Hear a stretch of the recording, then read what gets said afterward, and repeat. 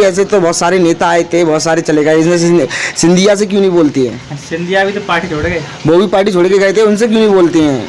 हैं? नेता कोई किसी को राजा नहीं करता है। देखो उसमें क्या है कि सामाजिक कुछ कमियां होती हैं, उनको पूरा सुधारने के लिए नेता बनाए जाते हैं, क्योंकि समाज में ज़रूरत है, उनकी ज़रूरतें पूरी होती जाए।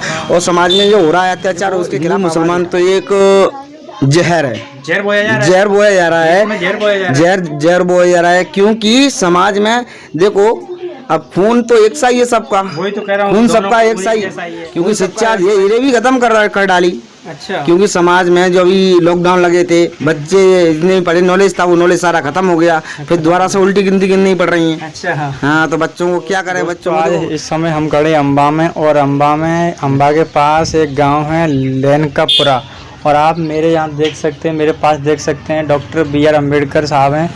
ये वो महान व्यक्ति है, इनके बगैर कोई भी राजनीतिक पार्टी चल ही नहीं सकती।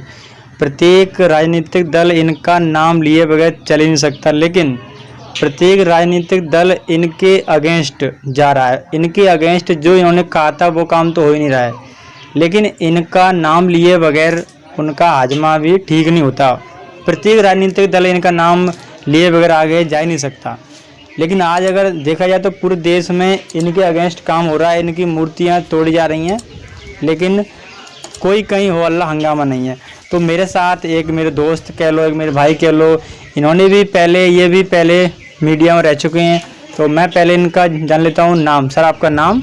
दिनेश कुमार गहलोत है, मैं ग्राम लंका से बिलोंग करता हूँ। जी सर, हम जान लेते हैं कि आपने मीडिया क्षेत्र में आप पहले रहे हैं, तो मीडिया द्वारा आपने समाज की जो बात छुपी हैं उनको सब में फैलाना, एक समाज में आस्था के स्वच्छता लाने के लिए सबको एक जानकारी, एक संदेश देना कि जो हमारे BR अम्बेडकर बाबा साहब है ना, उनने समाज के लिए क्या क्या नहीं किया। ये नहीं है सब समाज के लिए उनने किया था, समाज में जागरूकता फैलाई थी, उनने हकार दिलाए थे।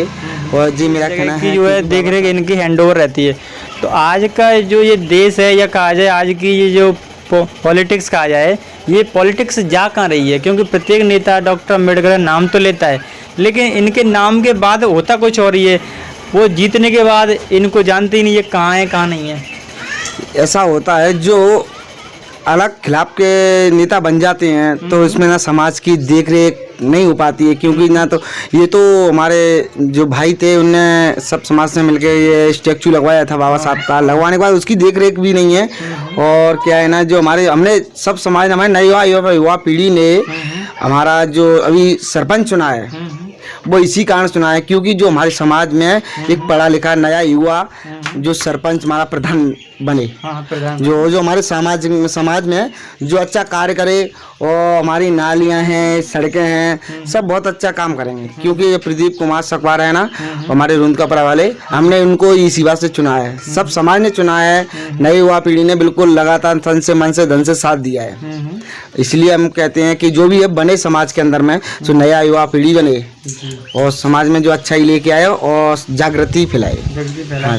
हम आपसे जान लेते हैं अभी आप फिलहाल में, अभी आपका क्या काम है, क्या है, हर बार क्या चल रहा है अभी फिलहाल?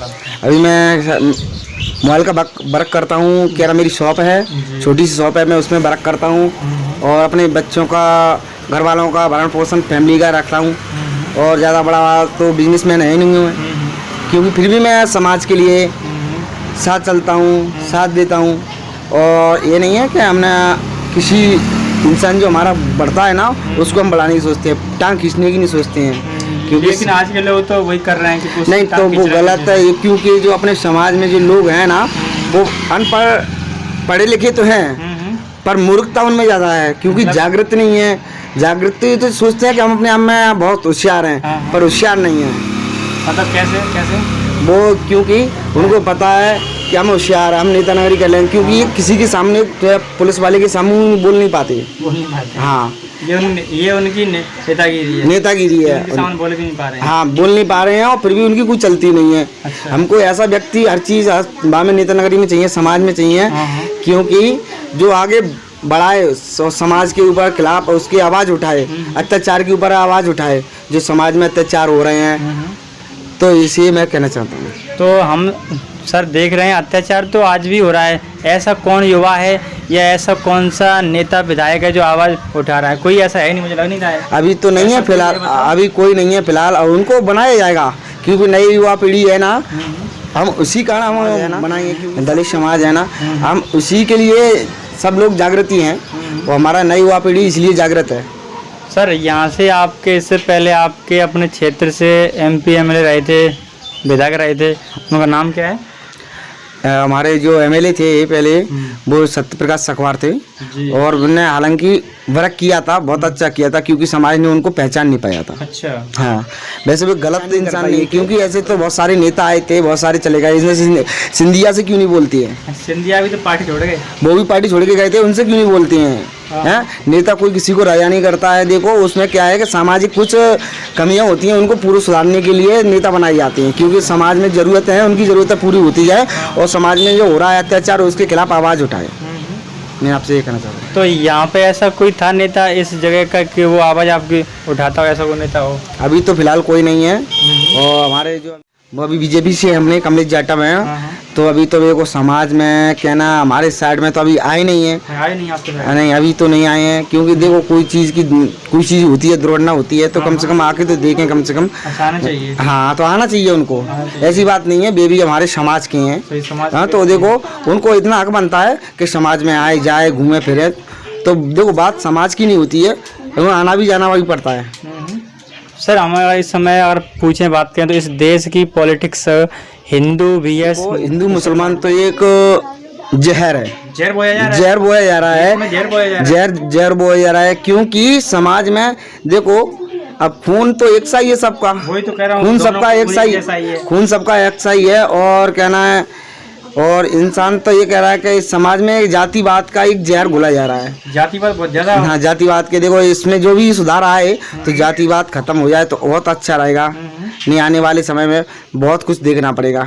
जो ये जातिवाद कहा जाए तो एक तरह से बहुत ज़्यादा हावी, बहुत ज़्यादा जो है एक तरह से ये आगे चल। अम्बेडकर ने ये कहा था कि एजुकेट, लेकिन लोग एजुकेट भी हो गए और भी बहुत सारी चीज़ें हो गई, लेकिन आज उसके बावजूद भी ये समाज जा कहाँ रहा है? मुझे अभी तक ये नहीं आ रहा है समझ में कि समाज जा कहाँ रहा है।